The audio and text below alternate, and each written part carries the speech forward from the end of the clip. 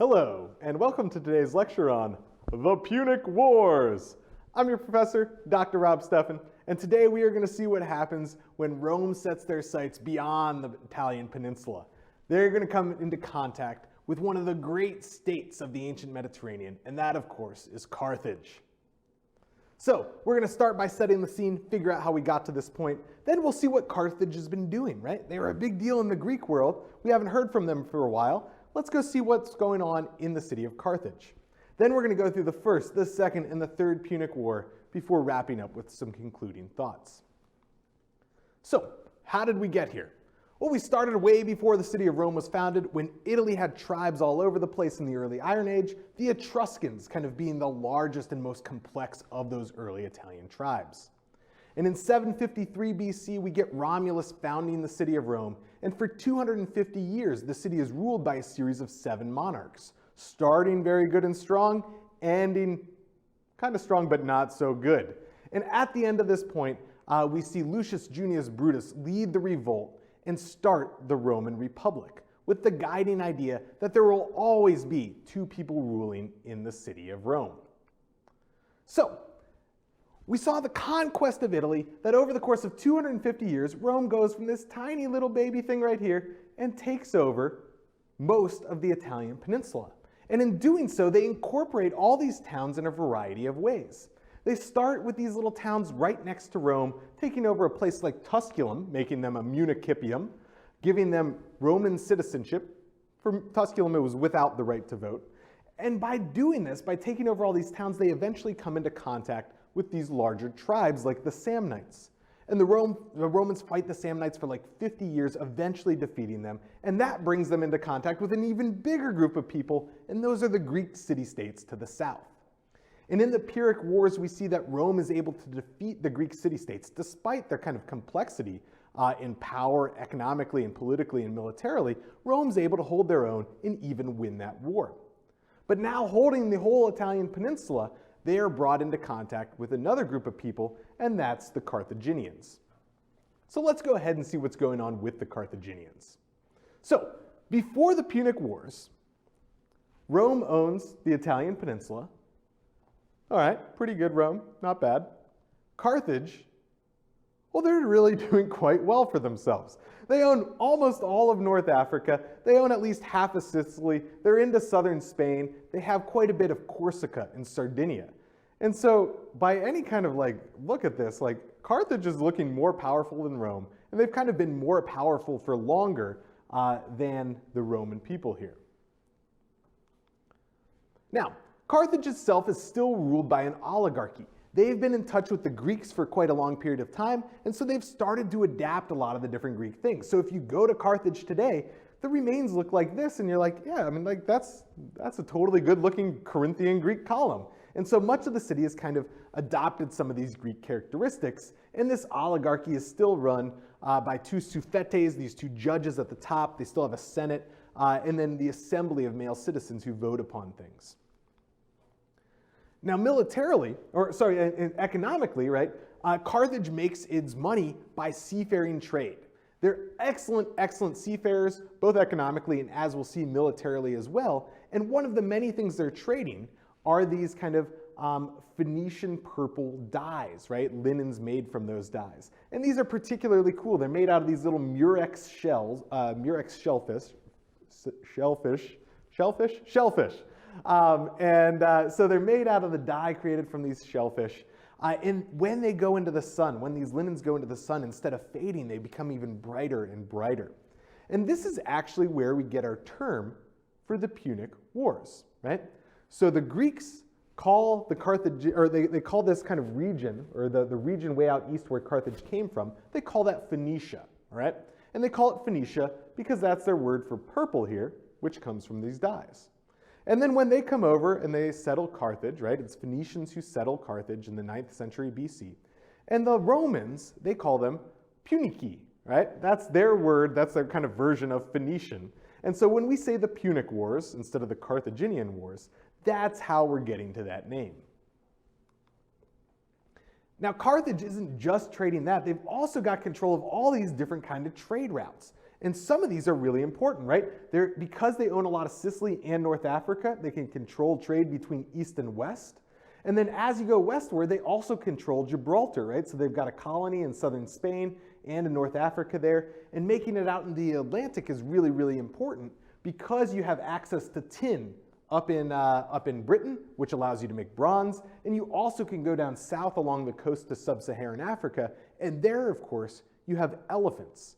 And we'll see shortly how those elephants end up playing a pretty big role in the Punic Wars. And what we'll see is that after the Punic Wars, Rome really takes to this style of agriculture.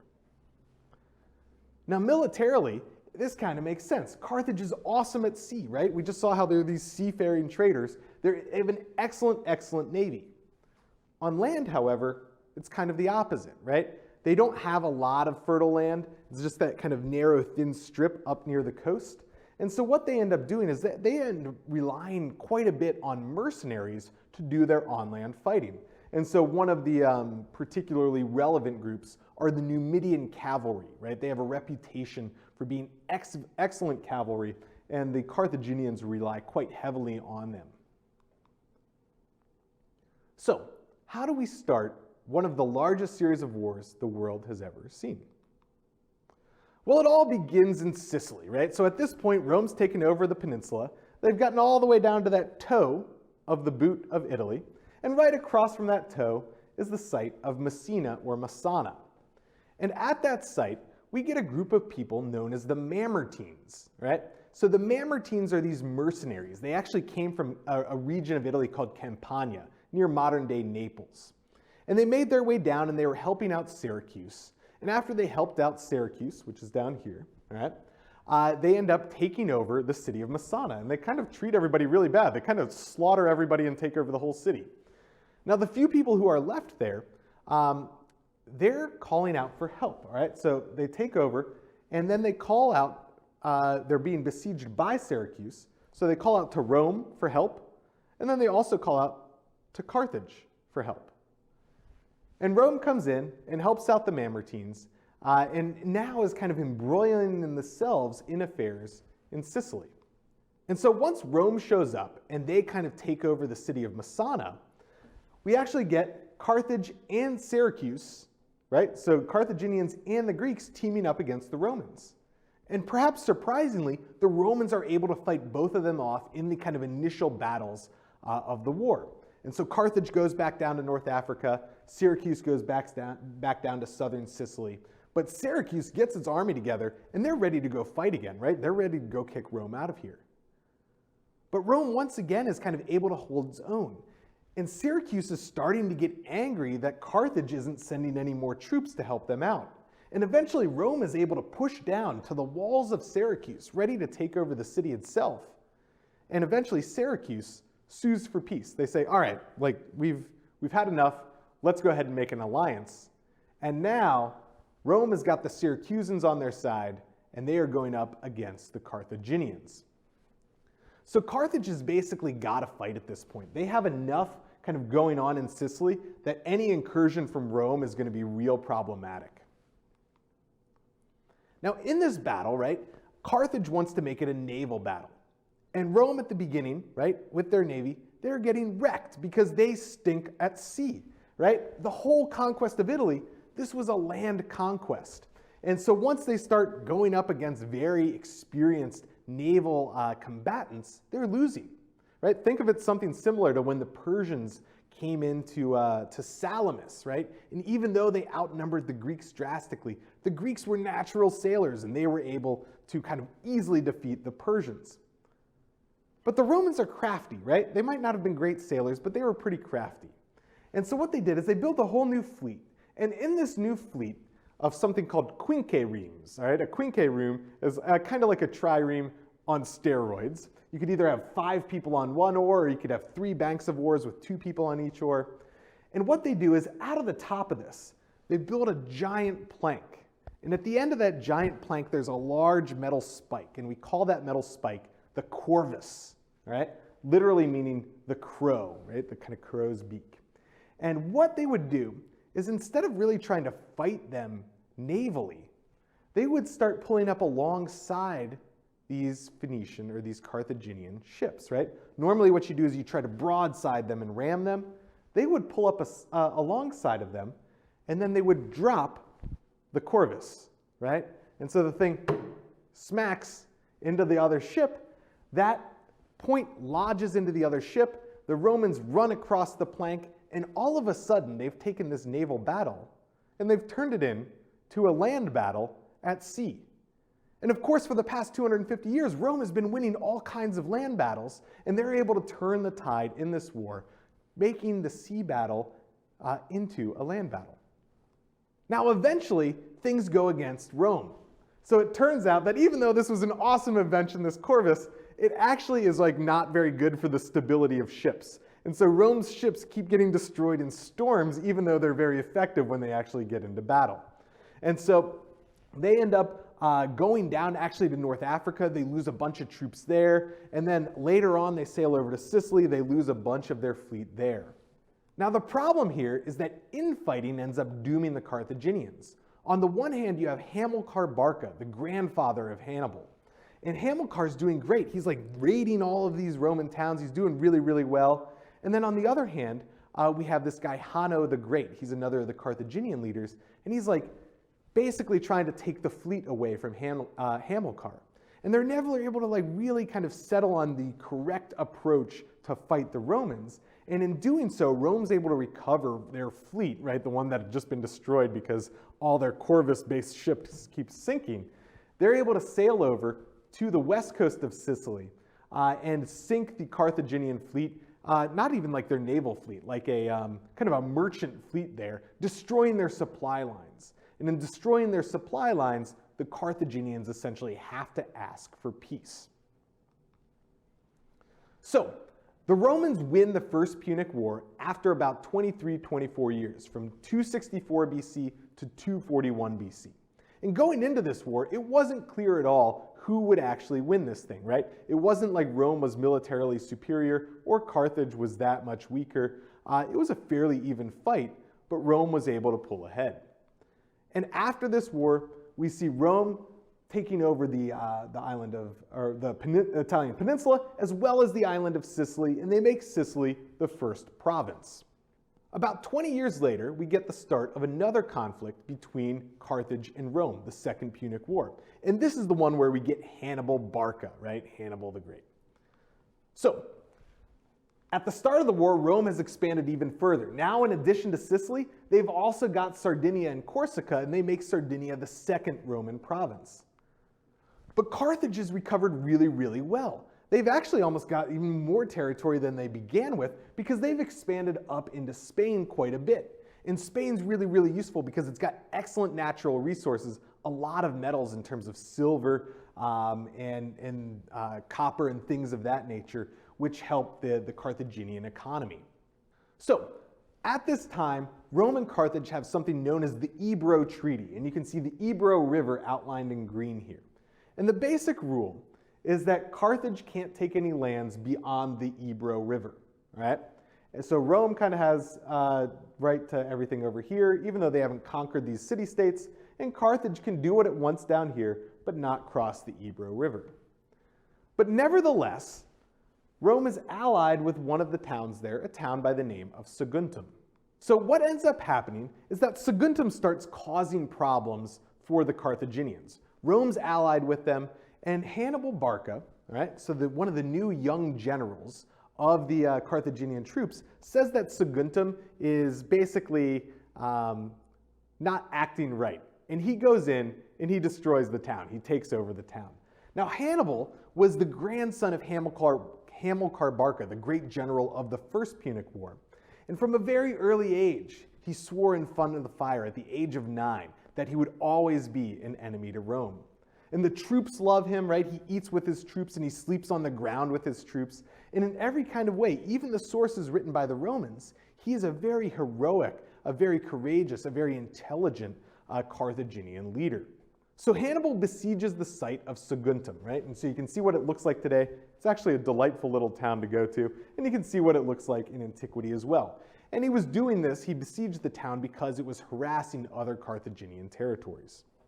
Now, Rome debates whether to go to war. They decide yes, But Hannibal's got a strategy, right? A very different strategy than they adopted in the First Punic War. His idea is at this point in time, Carthage is really strong on land, and they're really weak at sea. Their navy was kind of decimated at the end of the First Punic War. And so what he's going to do is he's going to march through Europe into Italy, and he needs to make it so that they can fight a war on one front. Because infantry moves really slowly, he can't be in a lot of different places at once, they need to fight a war on one front. Rome, on the other hand, they want to take the attack to the Carthaginians. So they want to attack both in Spain, they want to move down through Sicily to attack North Africa, and it's going to be a matter of who can impose whose will at the beginning of this. And it turns out that it's Hannibal who can impose the will on the Romans. So Hannibal starts this crazy march, all right? So with something like 30,000 troops and 9,000 cavalry and 37 war elephants, he starts this march at the beginning of winter. This is the worst time to start a march. Going up through Spain, through southern France, and eventually hitting the Alps, all right? And so he marches his troops through the Alps in the middle of winter, and something like half of them make their way through. He ends up losing about 10,000 soldiers, he ends up losing half his cavalry, but eventually he makes it to northern Italy on the other side of the Alps. And this is where we start to see the genius of Hannibal at play. There is perhaps no better battlefield technician than Hannibal Barca. So at the Battle of Trebia, Rome brings 40,000 troops. So he's got double the number of troops as Hannibal, and yet they can't win the victory. Hannibal basically forces him. He basically lines up his troops and just waits, while Rome is the one who have to kind of cross the river, and then as they approach the Carthaginian lines over here, the Carthaginians are in blue, the Romans in red, he's able to swoop in with this cavalry from the flank and attack the Romans from the side. So the first large battle of the Second Punic War goes to Hannibal and goes to the Carthaginians. Now, a year later, Hannibal is pushed south quite a bit. And the Romans are marching out to meet him. And where they're going, right, they're going by a lake by the name of Lake Trasimene, and they're walking along the path which skirts the lake. Little do they know that Hannibal's troops, the Carthaginians, are in the forest up here. So this is a steep lake, right? It's a steep cliff going into the lake, then there's the path, and then it goes up further on this kind of mountainside into the trees. And Hannibal's troops are all up there in the trees, and at the right moment, when they're on that path in between the trees and the lake, Hannibal's troops rush down and basically slaughter a bunch and push the rest into the river. And something like 36,000 Roman troops end up dying at the Battle of Lake Trasimene. So Hannibal's now won at Trebia, and he's now won at Trasimene, and neither of these are his largest victory. That's yet to come. Now Hannibal's got a couple options. He actually acts like he's going ahead in marching on the city of Rome, but he doesn't do that. And this kind of, you have to understand the history of Italy to understand what his strategy is. Rather than marching on the city, he knows that it's been like a couple decades since many of these towns were conquered by the Romans. And so rather than march on Rome for some massive siege of the city, his goal is to take these city-states and get them to flip, right? Basically say, hey, you don't like the Romans any more than we do, right? Why are you paying them taxes? Why are you beholden to them? He's trying to break the alliances Rome has with all their municipia and their allies and that sort of thing. And so he ends up marching south here. Now what Rome does is they've lost two really big battles in a row. And they elect somebody by the name of Quintus Fabius Maximus as their consul. And Quintus Fabius Maximus is known in Latin as the Cunctator. And what this translates as is the delayer. So Quintus Fabius Maximus, his strategy against Hannibal is like, if you can't beat him, run away from him, right? So he's basically saying, let's try to starve Hannibal out of Italy. We just won't fight battles against him. We'll mess with his supply lines, right? We'll kind of send in like short little quick raiding groups to mess with the troops a little bit. We'll try to, any allies that he's flipped, we'll go flip them back, but we're not going to fight him. And this actually works fairly well for a while. But the Romans, it's just not in the Roman spirit. They don't like this idea of kind of running away from troops and hoping that the other side gets tired and goes home. And so the following year, a new set of consuls are elected, and they decide they are going to take the fight to Hannibal. At this point in time, Hannibal's in southern Italy at the site of Cannae down here. So we get Trebia way up here, we get Trasimene kind of in the middle, and then now he's down in the south of Italy at Cannae. And Rome's got something like twice the number of troops once again. You can see how thick the Roman lines are. And what ends up happening is Hannibal aligns his troop in a way so that it's kind of weak in the front, weak in the middle, all right? And so what ends up happening, Rome ends up sending their forces, they push into the middle, and they start pushing, and they're doing really well. And they're pushing, and they're pushing. They're feeling like they're going to break the line. The Carthaginian line keeps moving backwards and backwards and backwards. But as this happens, right, as the Romans keep pushing back, and the line bends but doesn't break, the cavalry on the side of the Carthaginian lines start to loop behind the Roman legions. And so now all of a sudden, because the line didn't break and the cavalry has looped around, Carthage has got them pinned in on all sides. And it was said that the slaughter took nearly a day. It took like 8 hours of just constant slaughter because it takes a long time to kill people. And the next day, something like 70,000 out of the 80 or 90,000 troops that Rome brought to Cannae were dead.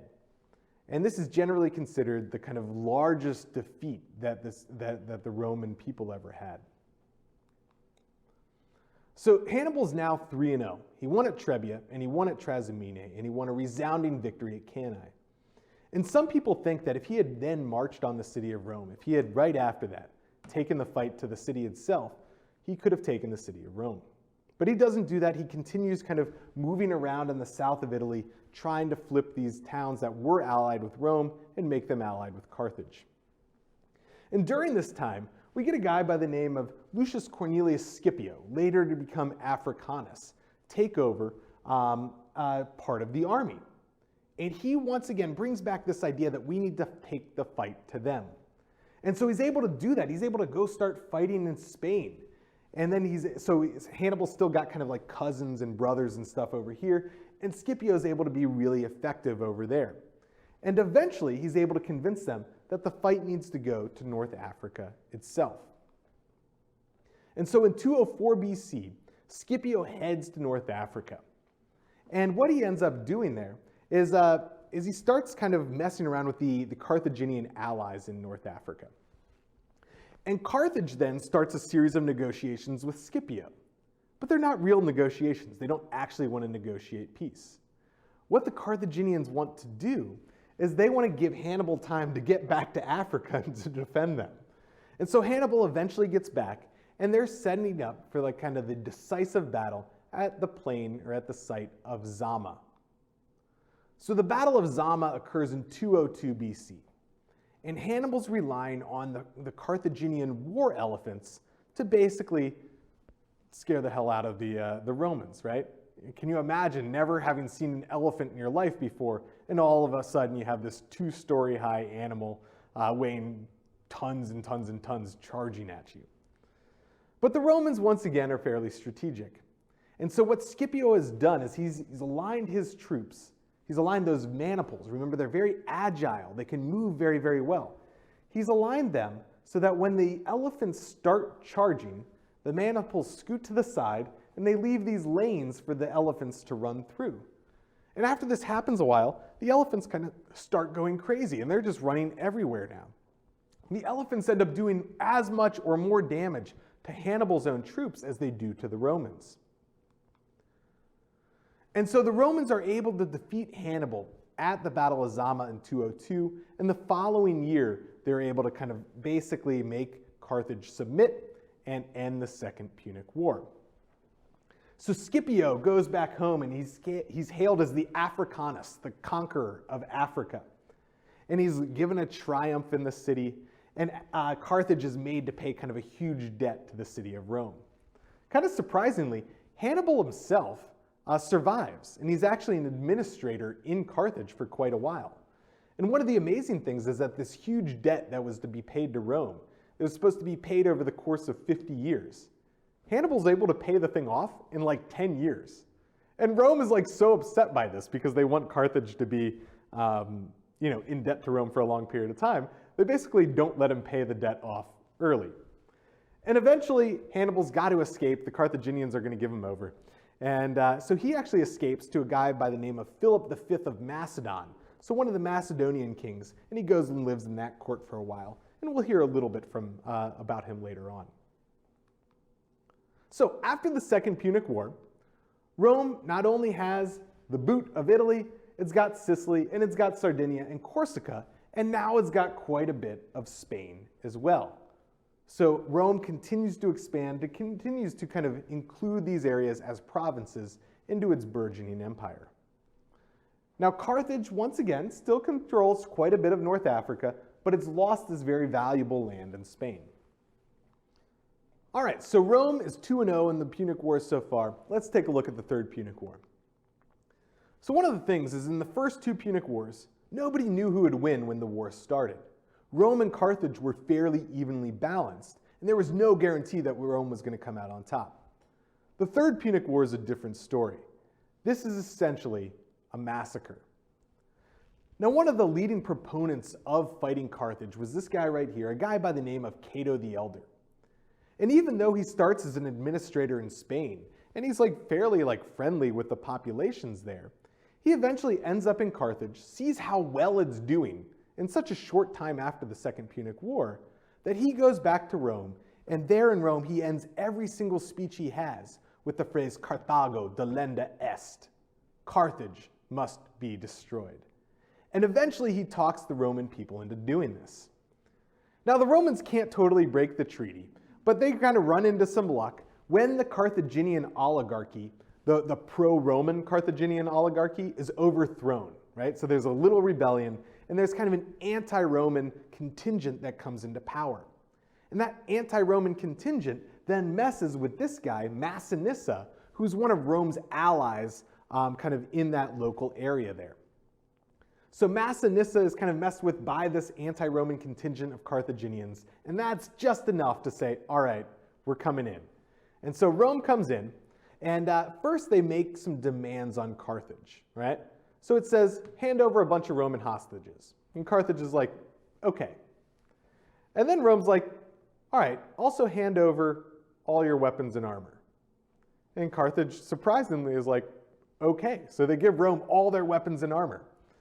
And then finally Rome is like, all right, actually we need you to destroy your whole city and move it 10 miles inland.